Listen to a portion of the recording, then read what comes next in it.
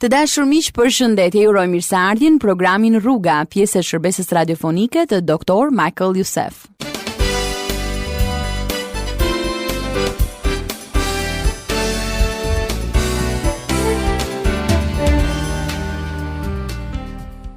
Po prezantojmë tek ju serinë më të re me titull Kopshti ndaj qytetit. Kjo seri përbëhet nga 12 mesazhe që përfshin të gjithë Biblën, nga zanafilla tek zbulesa. Në programet e kaluara, Dr. Youssef u ndal për të na treguar se Perëndia e krijoi kopshtin me gjithë madhështinë e tij, por njeriu zgjodhi qytetin për të harruar mëkatin dhe fajin e tij. Njeriu zgjodhi qytetin për t'ju fshehur zërit e Perëndisë.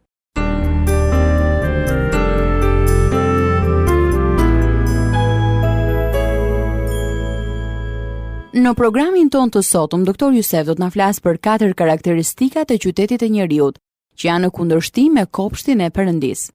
Do të shohim se në qytetin e njeriut ka shumë shqetësim. Edhe pse ka shumë banor, ky qytet është i vetmuar dhe njerëzit janë të shtirur. Qyteti i njeriut është i mbushur me krenari dhe arrogancë. Hello listening friends. Të nderuar dëgjues, përshëndetje. We are very thankful that you tuned in to listen to this broadcast. Ne jemi shumë mirënjohës që po ndiqni këtë program. If you are joining these broadcasts for the first time, we are in the midst of a series called The Garden versus the City. Në qoftë se është hera e parë që ndiqni këtë program, unë ju kujtoj se jemi në mes të serisë së titulluar Kopshti ndaj qytetit. When I left you last time, I promised to tell you the following. Kur u ndam herën e fundit, unë ju premtova That there are 4 things that I want to tell you about the city of man. se do t'ju flisja për 4 faktet që lidhen me qytetin e njeriut. These 4 things are in direct contrast to the garden of God. Këto 4 fakte janë në kundërshtim të drejtë për drejtë me kopshtin e Perëndisë. Here they are. Dhe ja ku janë. Number 1. Numri 1. There is rootlessness and restlessness in the city of man. Në qytetin e njeriut ka mosrënjosje dhe shqetësim. Second, Së dyti, there is loneliness in the city of man. në qytetin e njeriut ka vetmi. Third, Së treti, there is artificiality in the city of man. në qytetin e njeriut ka shtirje. Fourth, Së katërti, there is pride and arrogance in the city of man. në qytetin e njeriut ka krenari dhe arrogancë. Let's look at rootlessness again. Le të shohim sërish mosrënjosjen. In verse 12 of Genesis 4, we find God's words of judgment. Në vargun e 12 të Zanafillës kapitulli 4 ne gjejmë fjalët e gjykimit të Perëndisë. You will be a restless wanderer on the earth. Ti do t'jesh një ndacak dhe një ikanak mbi tokë. In verse 14 of chapter 4, Cain complained. Në vargun e 14 kapitullit 4 Kaini ankohet.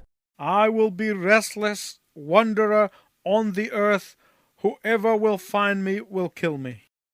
Unë do të bëhem ndacak dhe ikanak në përbot dhe do të ndodh që të më vras kushdo që do të më gjej. Most people who are restless and are running away from something Ka shumë njerëz që janë të shqetësuar dhe që largohen nga diçka. usually have an issue in their past that they have never really dealt with. Zakonisht ka diçka në të kaluarën e tyre me të cilën nuk janë përballur kurrë me të vërtet. They either have a past that needs to be dealt with, Ata ose duhet përballen me të kaluarën e tyre, or they have a present sin that they do not want to give up. ose aktualisht janë në një mëkat për të cilit nuk duan që të heqin dorë. Those who have condemned themselves to restlessness Ata që kanë dënuar veten me shqetësim, are those who either don't understand God's forgiveness, janë ose ata që nuk e kuptojnë faljen e Perëndisë, or else they do not trust in God's forgiveness. ose ata që ende nuk besojnë në faljen e Perëndisë. Those who are sentencing themselves to discontentment and rootlessness Ata që dënojnë veten me pakënaqësi dhe mosrënjosje, either have never understood the power of the cross of Christ, ose nuk e kanë kuptuar kurrë fuqinë e kryqit të Krishtit, or they do not want the power of the cross of Christ. ose nuk e duan fuqinë e kryqit të Krishtit. My listening friends, I want to explain this clearly. Të nderuar dëgjues, dua t'ju shpjegoj qartë. Adam and Eve were cut off from the garden, but they were not rootless. Adami dhe Eva u dëbuan nga kopshti, por ata nuk ishin të parënjosur. Only Cain was restless and rootless. Vetëm Kaini ishte I shqetësuar dhe I parënjosur. Adam and Eve rooted even though they were cast out of the garden, Edhe pse u dëbua nga kopshti, Adami dhe Eva ishin të rënjosur, because the roots remained in God. sepse rrënjët e tyre qëndruan te Perëndia. Adam and Eve stayed close to the presence of God through the provision of a sacrifice. Adami dhe Eva qëndruan në prezencën e Zotit nëpërmjet sigurimit të sakrificës. Cain did not like the idea of animal sacrifice. Kainit nuk I pëlqeu ideja e sakrificës së kafshës. When his brother Abel offered sacrifice to God, Kur vëllai I tij Abeli ofroi sakrificë Perëndis, and God accepted his sacrifice of repentance and Abel was forgiven, dhe Perëndia pranoi sakrificën e tij të pendesës dhe Abeli u fal, Cain killed his brother Abel out of jealousy. Kaini nga xhelozia e vrau Abelin vëllain e tij. Cain is the modern day person who wants to be a Christian on his or her own terms, not on God's terms. Kaini është njeriu modern që dëshiron të jetë I krishter sipas kushteve të vendosura prej tij dhe jo prej Perëndis. Consequently, they are doomed to restlessness and rootlessness for the rest of their lives. Përjedhoj, ata janë të dënuar me shqetësim dhe mosrënjosje për të gjithë jetën e tyre, Until they come to God on God's terms. derisa vinë tek Perëndia sipas kushteve të vendosura prej tij. Cain became a vagabond or a wanderer who found no rest. Kaini u bë vagabond dhe I kanak që nuk gjente prehje. As someone once said, Siç ka thënë dikush, we don't know where we're going, but we are on our way. ne nuk e dim se ku po shkojmë, por jemi në rrugën tonë. In the city of man there is rootlessness. Në qytetin e njeriut nuk ka rënjosje. Secondly, Së dyti, in the city of man there is loneliness. në qytetin e njeriut ka vetmi. Oh yes, there are masses of people in the city, Oh, po, ka shumë njerëz në qytet, but there is also massive loneliness in the city. por në qytet ka gjithashtu dhe shumë vetmi. Genesis 4:17 says, Zanafilla kapitulli 4 vargu 17 thot kështu: Cain had a son, then built a city. Kaini kishte një djalë, pastaj ndërtoi një qytet. These two statements go together. Këto dy pohime lidhen me njëri tjetrin. People are forever asking the question, where did Cain get a wife? Njerëzit gjithmonë pyesin, ku e gjeti Kaini gruan? If you look in the Bible at Genesis chapter 5, Nëse shikoni Biblën tek Zanafilla kapitulli 5, you will find in verse 4 that after Seth was born, Adam lived 800 years. do të zbuloni në vargun e 4 se Adami jetoi 800 vjet pas lindjes së Sethit. Adam had many sons and daughters. Adami kishte shumë bi dhe bija. You might ask, are you telling me that Cain married his own sister? Ju mund të pyesni, mos po më thua se Kaini u martua me të motrën? The answer is yes. Përgjigjja është po. At the early stage of human history, Në fazën e hershme të historisë njerëzore, the human race had not suffered the contamination that came with succeeding centuries. raca njerëzore nuk ishte vuajtur ndotjen që erdhi në shekujt pasues. In fact, Abraham married Sarah, who was his half-sister. Në fakt, Abrahami u martua me Sarën që e kishte gjysmë motër. One writer has estimated that if during the several hundred years that Adam lived, Një shkrimtar ka përllogaritur se për gjatë qindra viteve të jetës së Adamit, if only half of the children that would be born to him had lived, sikur vetëm gjysma e fëmijëve që I lindin do të jetonin, and if only half of them married and had children and so on, dhe sikur vetëm gjysma e tyre të martohej dhe të kishte fëmijë e kështu me radhë, Adam would have lived to see more than 1 million of his descendants. Adami do t'i duhej të jetonte shumë gjatë për të parë më shumë se 1 milion pasardhës. In the beginning, that was allowed in order to populate the earth. Në fillim kjo ishte e lejuar në mënyrë që toka të popullohej. But let's go back to Cain. Por le të kthehemi te Kaini. Cain walked away from the rest of his family and built a city. Kaini u largua nga familja e tij dhe ndërtoi një qytet. And if we look at the description of Lamech, his son, Dhe nëse shohim për shkrimin e djalit të tij, Lamekut, you would have to conclude that the city was full of lonely, hard, arrogant, and self-seeking people. ne dalim në përfundimin se qyteti ishte plot me njerëz të vetmuar, të vështirë, arrogant dhe vetkërkues. Make no mistake about it. Mos u gaboni për këtë. Self-seeking and self-pleasing will always lead to loneliness and isolation. Vetë kërkimi dhe vetë kënaqësia gjithmonë të çon në vetmi dhe izolim. In contrast, self-giving will lead to companionship. Përkundrazi, vetë sakrifikimi të çon në shoqëri. There is no such thing as a godless city. Nuk ekziston një qytet i pafe. There are only godless people. Ka vetëm njerëz të pafe. There is no such thing as a godless culture. Nuk ekziston një kulturë e pafe. There are godless people who create godless culture. Ka njerëz të pafe që krijojnë një kulturë të pafe.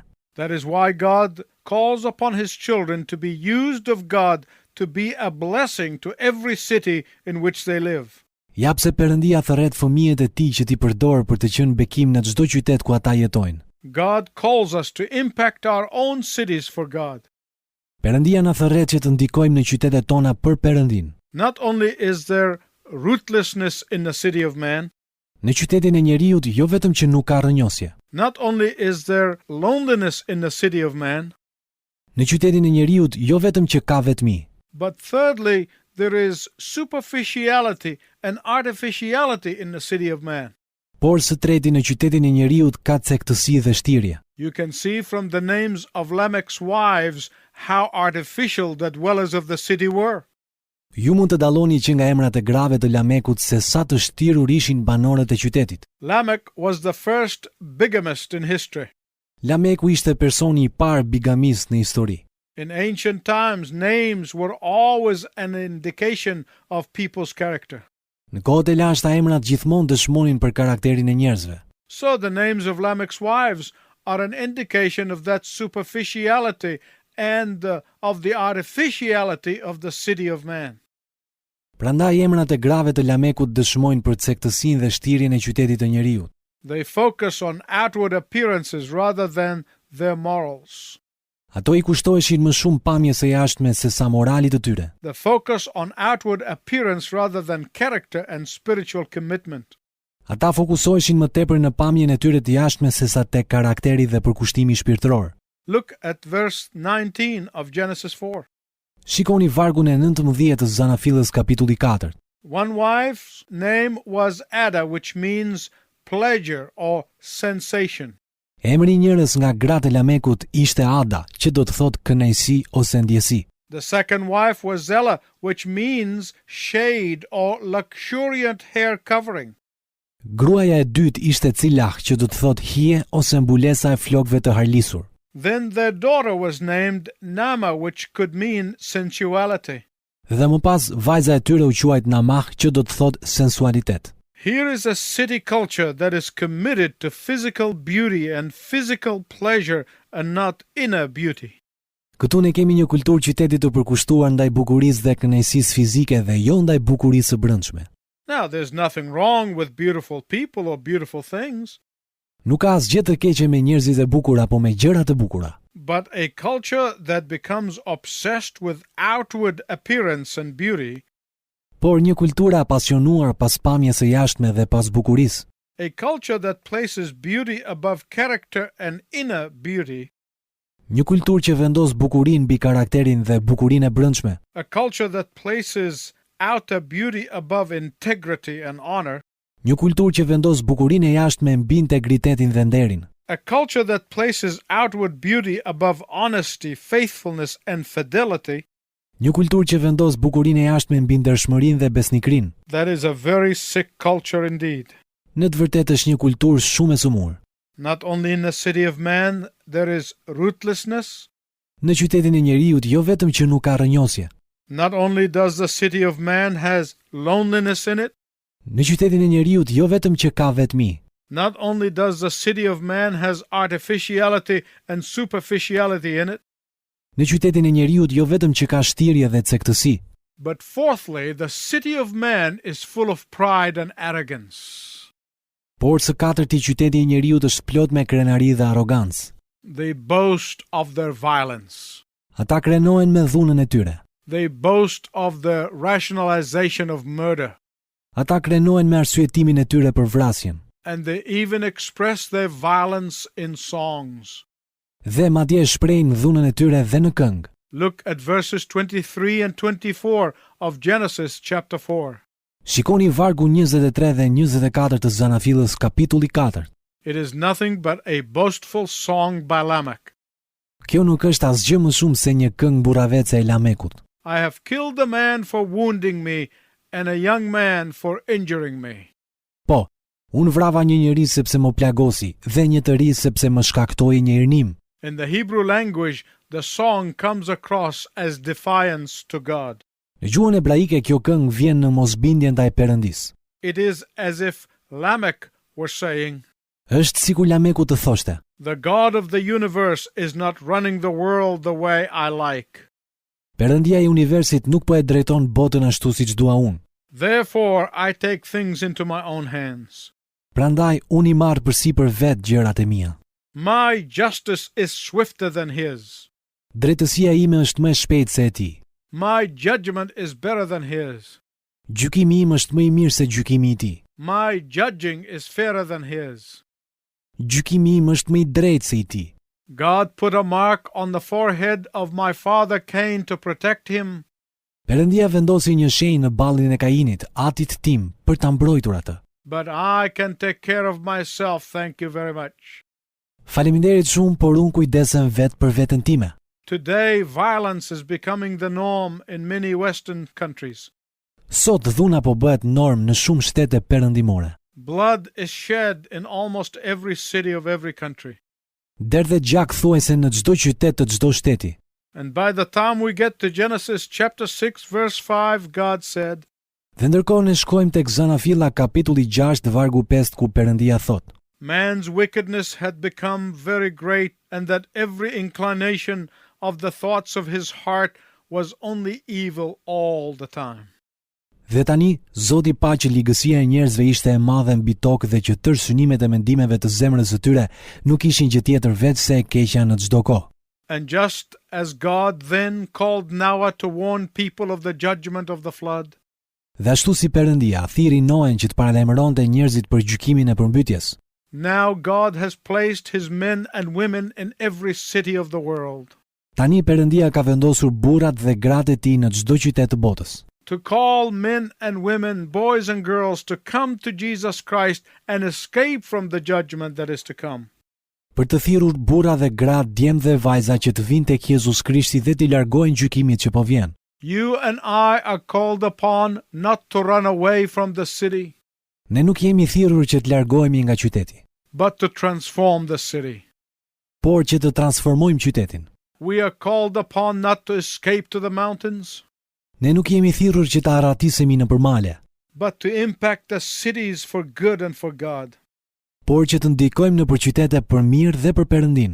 We are called upon not just to bemoan the rootlessness and loneliness of the city. Ne nuk jemi thirrur thjesht që të vajtojmë mosrënjosjen dhe vetminë e qytetit. We are called upon not just to bemoan the artificiality, violence and arrogance of the city, Ne nuk jemi thirrur thjesht që të vajtojmë shtirjen, dhunën dhe arrogancën e qytetit, but we are called upon to be salt and light. por ne jemi thirrur për të qenë krip dhe dritë. If you have accepted Jesus Christ, you and I are to bring the blessing of God to the cities in which we live. Nëse keni pranuar Jezus Krishtin, atëherë ne duhet të sjellim bekimin e Perëndis në qytetet ku jetojmë. Christians are to be light to the city with the light of the gospel.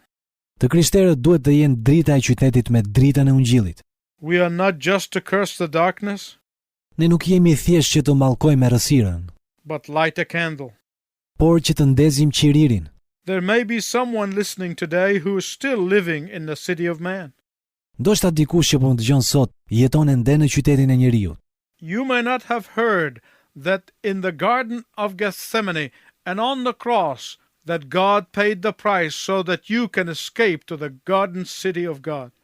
Ndoshta nuk keni dëgjuar se në kopshtin e Getsemanis edhe në kryq, Perëndia pagoi çmimin që ju mund të shpëtoni në qytetin kopsht të Perëndis. Today you can escape. Sot ju mund të shpëtoni. God placed Adam and Eve in the garden, Perëndia e vendosi Adamin dhe Evën në kopësht, but man built a city. por njeriu ndërtoi qytetin.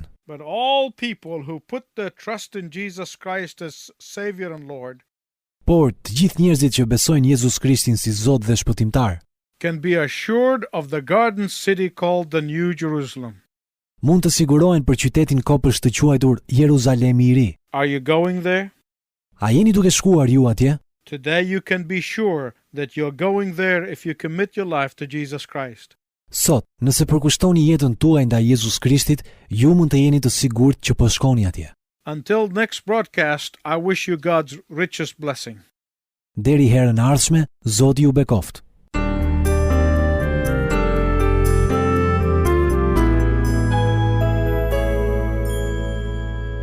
Të dashur dëgjues, këto janë minutat e fundit të programit tonë edhe për ditën e sotme. Doktor Jusef na foli sot për 4 karakteristika të qytetit të njeriut. Edhe pse në qytetin e njeriut ka vetmi e shtirje, ne nuk kemi të thirrur të largohemi prej tij. Ne nuk kemi thirrur thjesht që të vajtojmë shtirjen, dhunën dhe arrogancën e qytetit, por për të qenë dritë dhe krip në këtë botë.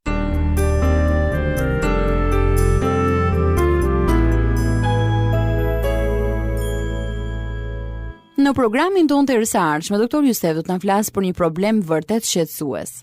Miliona njerëz sot janë të dhënë pas fallit, magjisë apo astrologjisë. Praktikimi i magjisë fillimisht njihej vetëm në Indi, por sot po rigjallërohet në Evropë dhe Amerikë. Në fakt, ky fenomen është pa aq i vjetër sa edhe historia e kullës së Babelit e përshkruar në Bibël. Në programin tonë të erësarshme do të shohim përpjekjet e babilonasve për të ndërtuar një qytet pa perëndinë. Do të shohim nga afër arsye që shtyn Nimrodin të ndërtonte një kull për adhurimin e zodiakut. Për të mësuar më shumë, mos harroni të na ndiqni në programin tonë të herës së ardhshme. E si gjithmonë në fund të kujtoj se ne më presim letra dhe email-et tuaja në adresë të programit tonë: Radio 7, Kutia Postare 2914 Tiranë, ose me email në adresën info@radiovis7.net. Po kështu mund të kërkoni dhe një kopje të librave të Doktor Jusef, Gjetja e gëzimit që ka dashur gjithnjë dhe 7 hapat. Me shumë kënaqësi ne do të dërgonim një kopje. Deri herën e ardhshme bashkë, miru dëgjofshim.